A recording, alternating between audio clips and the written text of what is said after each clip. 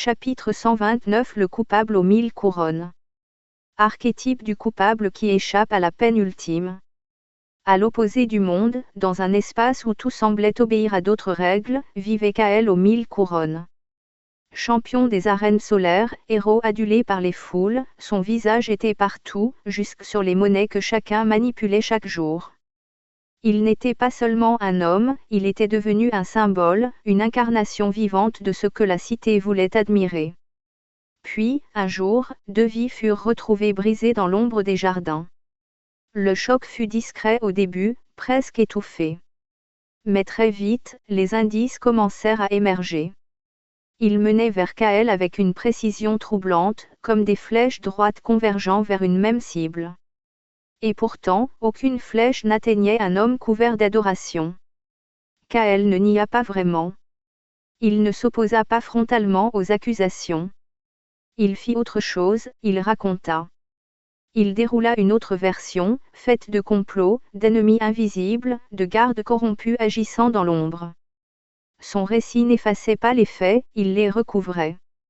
Autour de lui, ses maîtres du verbe prirent le relais. Avec une précision presque chirurgicale, ils transformèrent chaque preuve en doute, chaque témoin en traître, chaque fait en simple interprétation. Rien n'était nié, mais plus rien n'était certain. Le tribunal trembla. Non pas par manque d'éléments, mais par excès de conséquences.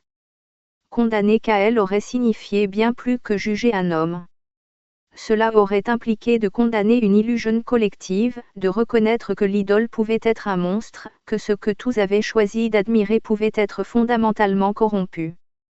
Alors une autre décision fut prise. On le déclara purifié par le doute.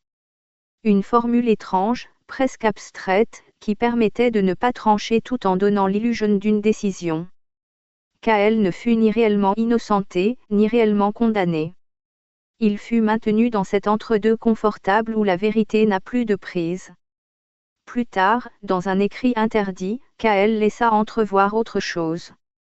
Une vérité dissimulée derrière le jeu, protégée par l'ironie.